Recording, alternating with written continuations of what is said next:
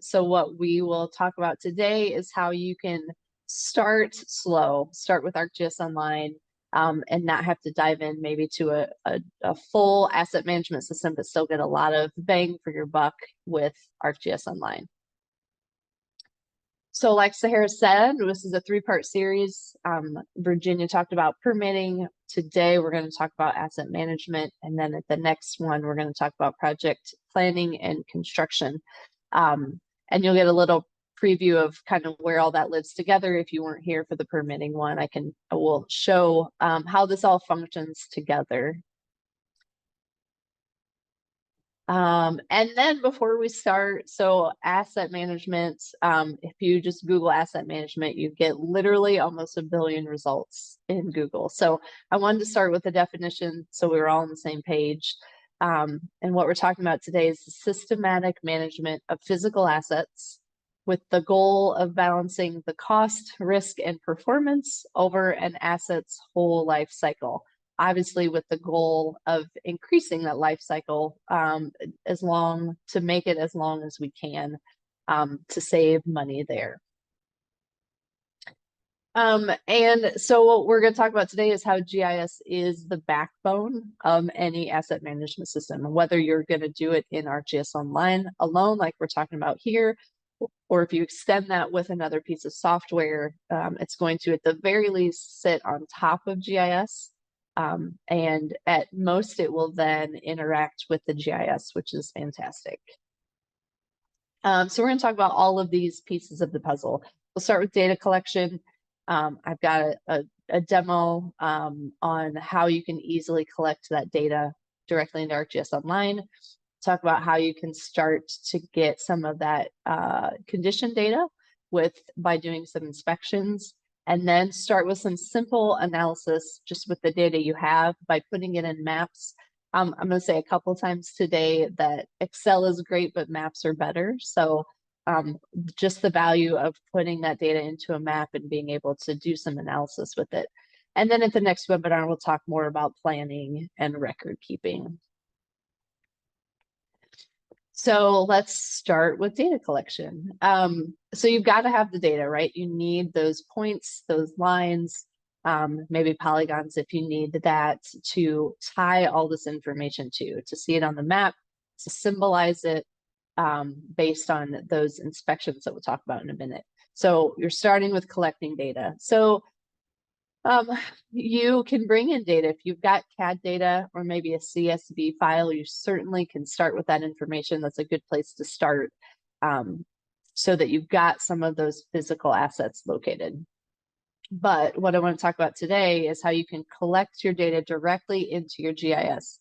So you don't need to go collect the data in a data collector, bring in a CSV, and publish that to ArcGIS Online. Now you can do all of that immediately. The data is stored and safe, and it saves you time there.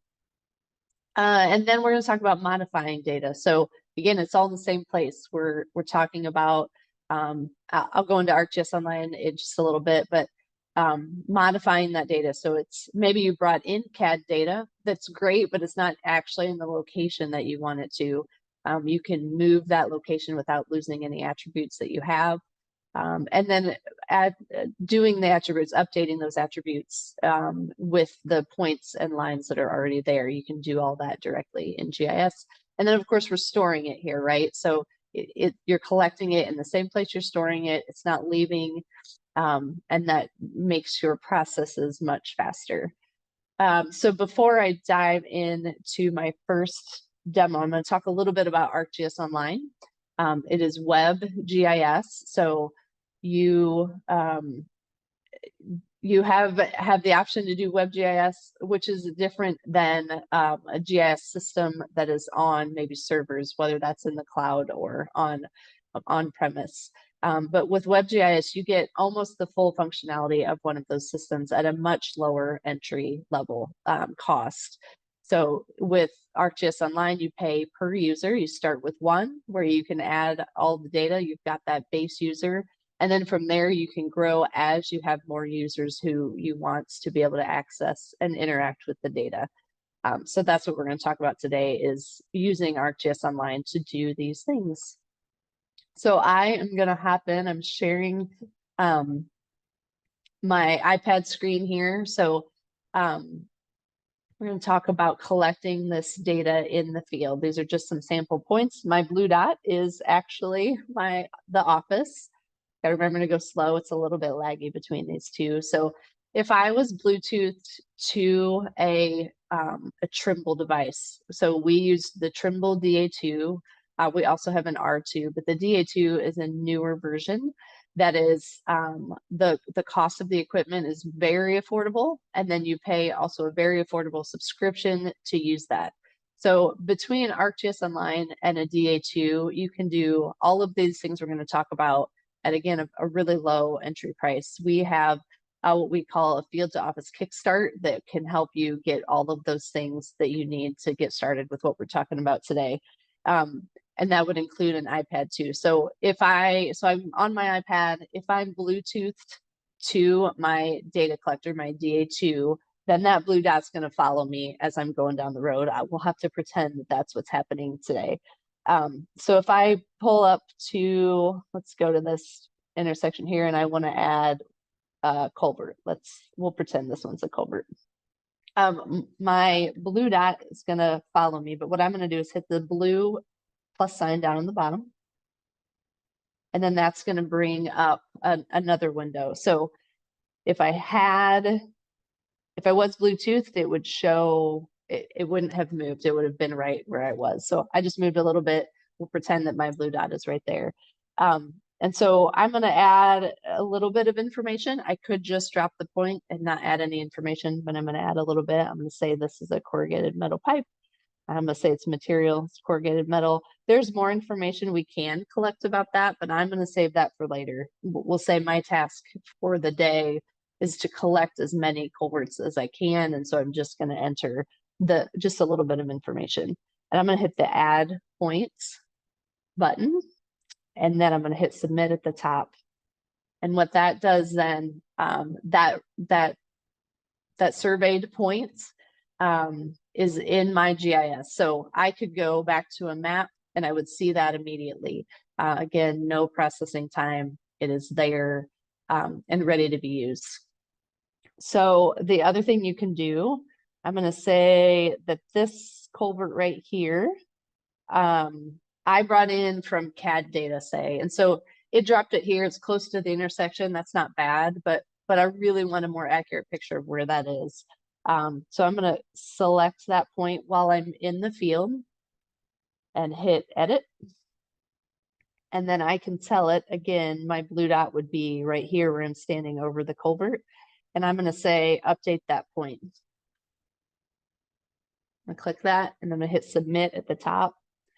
So now that has brought that point that maybe had a lot of valuable data that I'd already put in it. Maybe it had inspection records, and I can just move it and make that more accurate. So it really allows you to have some decent data already ready to go, and then you can make it just a little bit better.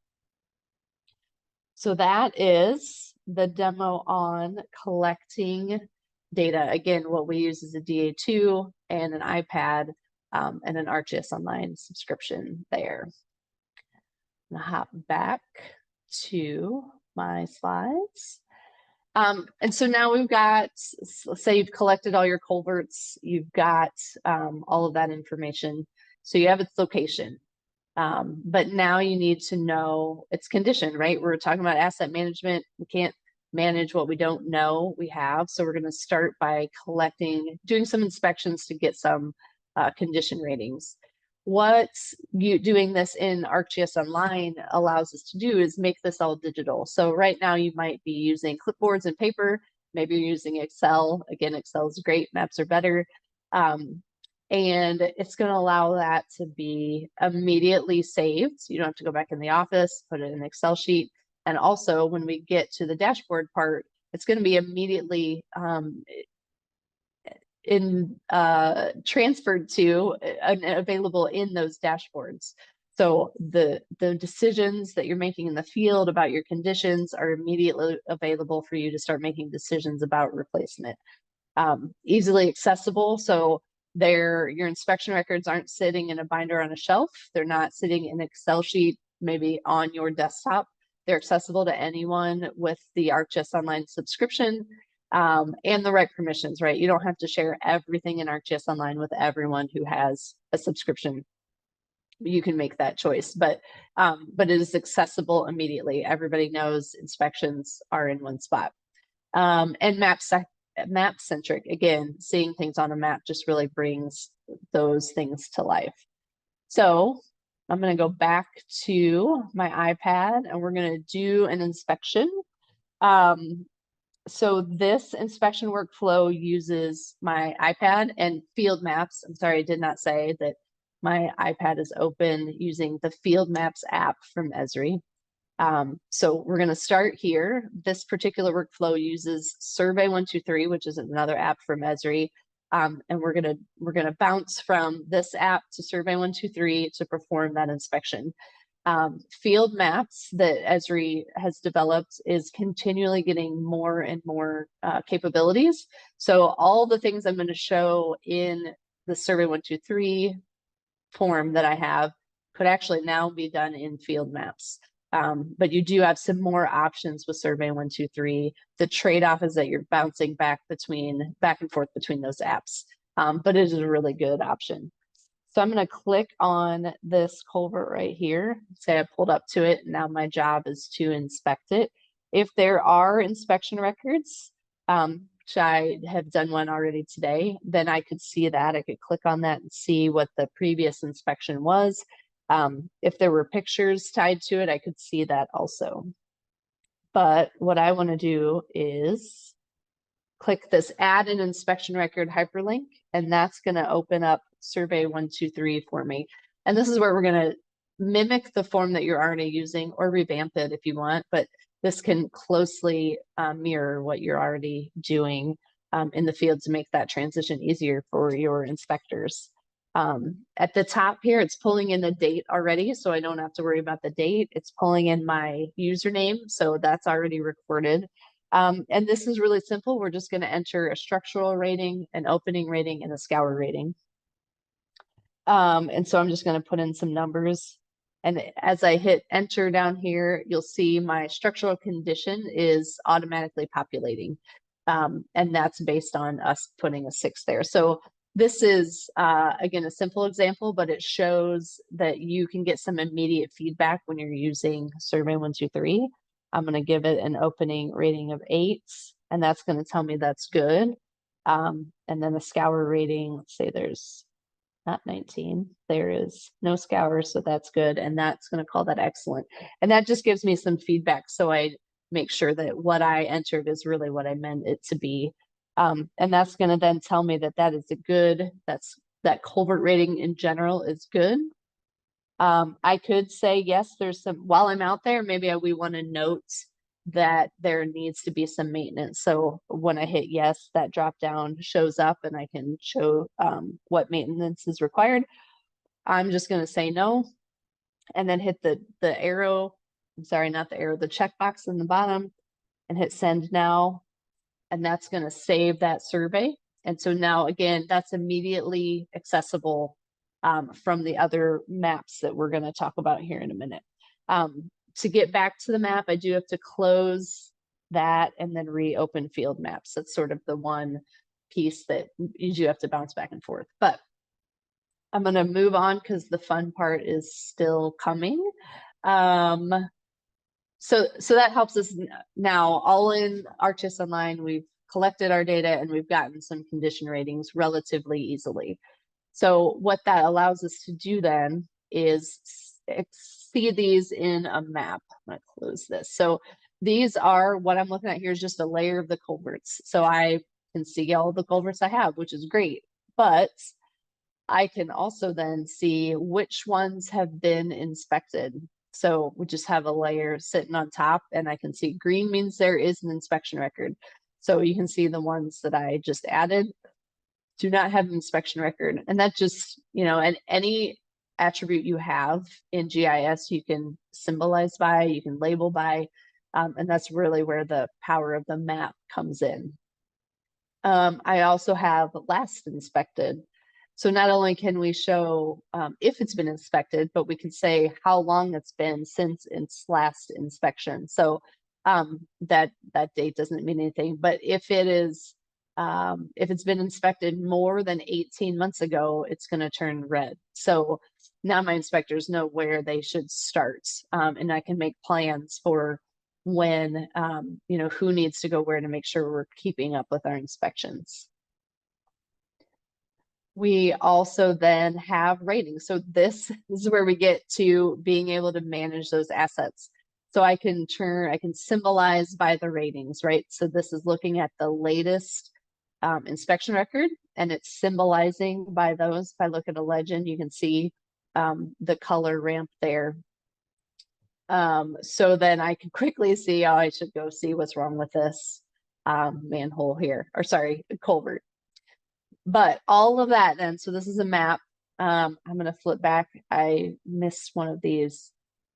So this is where we're going to start to do some analysis. I showed the map there, and that's going to feed dashboards. And that's where really the power comes in having all of this data tied together.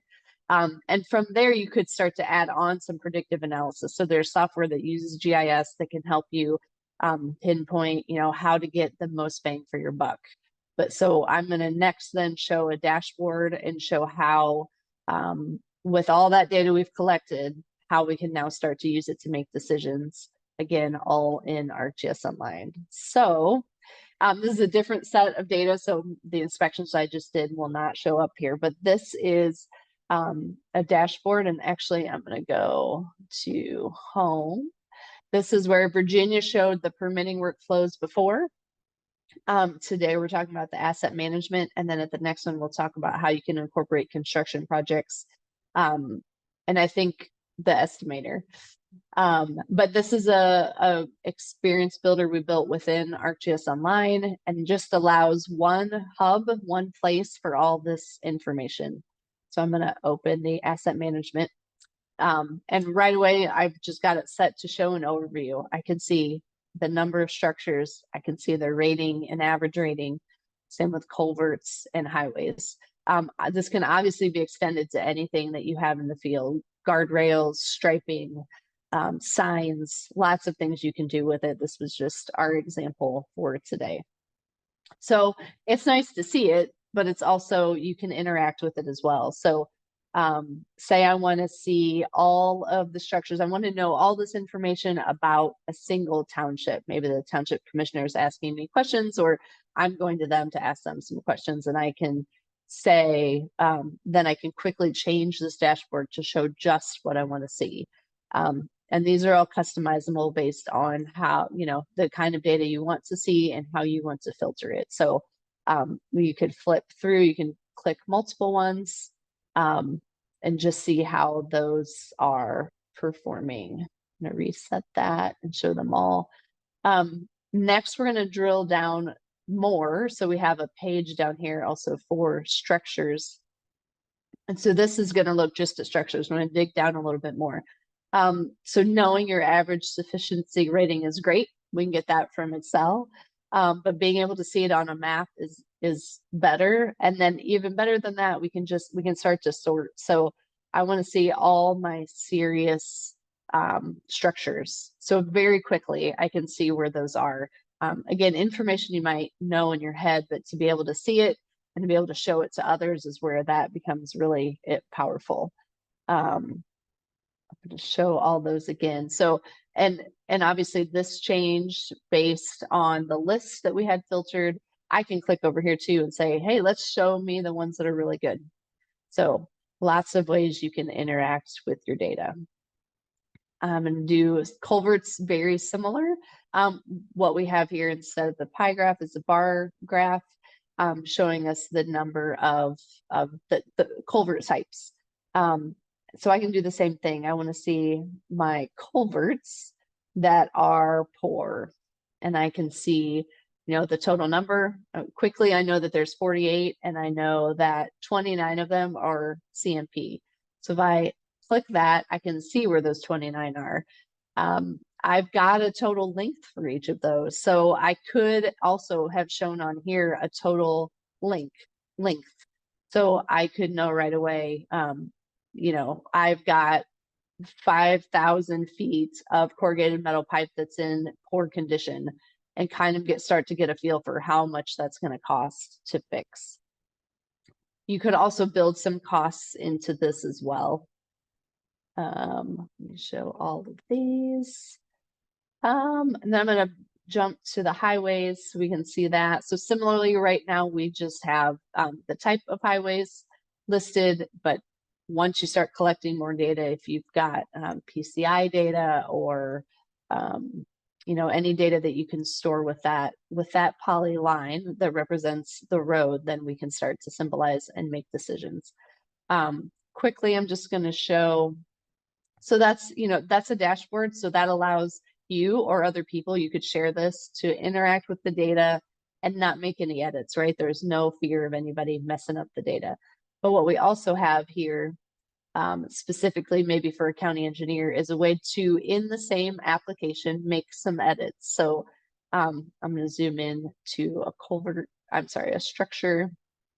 And then this table is going to pop up. And this is really where web GIS becomes powerful. You don't really know you're doing GIS. You've clicked on a point and then you see a table with all the attributes that are editable.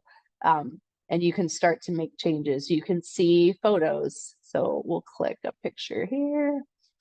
not signed in properly, so I can't see it, but you would be able to click on a photo and see it. So I didn't talk about that with the inspections. I should have.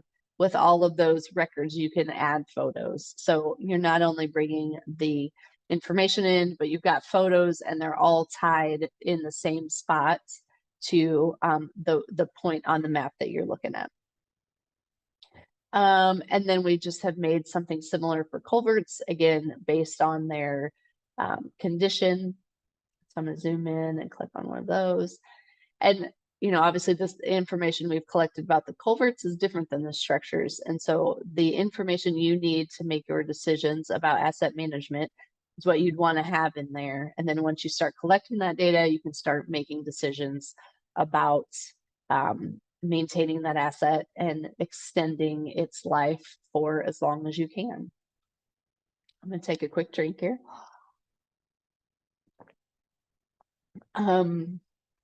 And that's what we wanted to show today. So again, next time we'll talk about planning and record keeping and how you can tie that all in the same spot in that that sort of hub that we showed, and really extend not just, so now we're not just talking about managing those assets, but then recording. What did we do last year? What did we do, you know, 5 years ago?